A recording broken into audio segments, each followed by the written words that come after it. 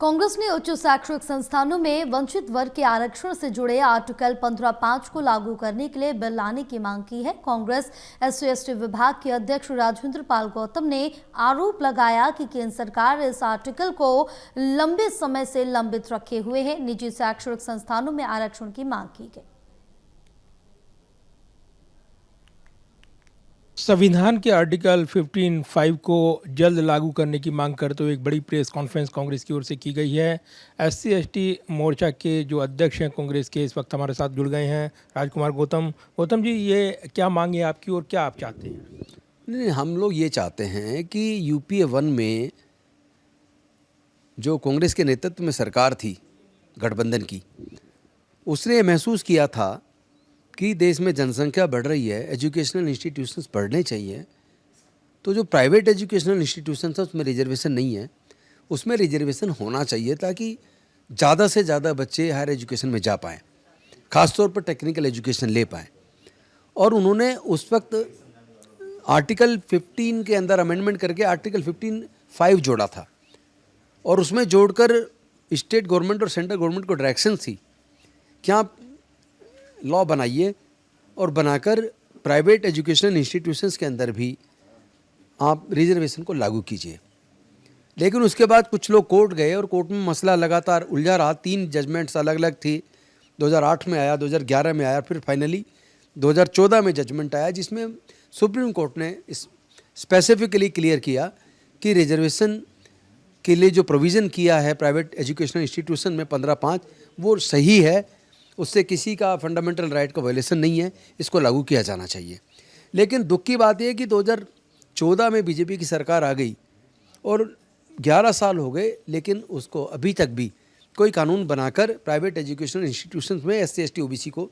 Reservation देने की जो बात 27%, 15%, 7.5% की थी, वो अभी तक लागू नहीं हुआ।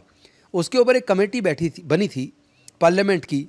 एजुकेशन के ऊपर। उस कमेटी ने सर्वे करके पूरा थोरो स्टडी किया, प्राइवेट एजुकेशन इंस्टीट्यूशंस के मालिकों को बुलाया, वाइस चांसलर्स को बुलाया और अधिकारियों को बुलाया और सबसे बात करके और सारा डाटा कलेक्ट किया, खुद जाके विजिट किया और जो चौंकाने वाले डाटा आंकड़े सामने आए वो ये थे कि अनुसूचित जाति के प्राइवेट एजुकेशनल इंस्टीट्यूशंस के अंदर केवल 0.89% बच्चे पढ़ते हैं, आदिवासी के 0.53% बच्चे पढ़ते हैं और OBC के 11.16% बच्चे पढ़ते हैं। यानी कि आज़ादी के 78 साल बाद, संविधान के लागू होने के 75 साल बाद भी ये स्थिति है कि ब्यूरोक्रेट भी लोग बने हैं, नौकरी में क्लास 1 तक भी पहुँचे हैं, उसके बावजूद वो इस लायक नहीं है कि अपने बच्चों का पर ईयर 10 लाख, 11 लाख, 12 लाख, 5 साल 6 साल के जो कोर्स हैं 50 लाख, 60 लाख का जो खर्च आता है,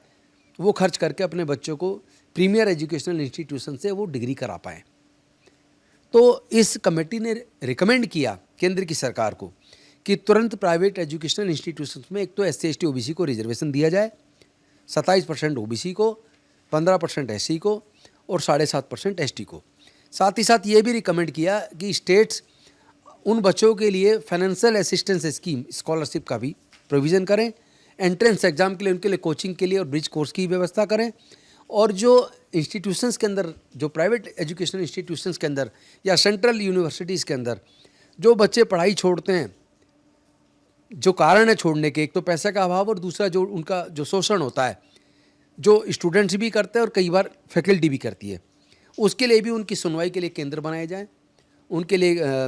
उनको काउंसलिंग के भी केंद्र बनाए जाएँ और उनकी जो शिकायत रिड्रेसल के भी फॉर्म बनाए जाएँ। तो ये भी रिकमेंडेशन केंद्र की सरकार को किया है। उसी रिकमेंडेशन के ऊपर हमने आज प्रेस कॉन्फ्रेंस के माध्यम से केंद्र सरकार से निवेदन किया है कि आप तुरंत कानून बनाकर पूरे देश के अंदर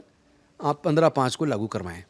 शीतकालीन सत्र में तुरंत इस पर कानून लाने की आपने मांग की है। अगर शीतकालीन सत्र में कानून नहीं आता है या बिल नहीं आता है, तब क्या विकल्प है आपके पास? कांग्रेस पार्टी पूरे देश के अंदर इंडिया गठबंधन के घटक दलों को साथ में लेकर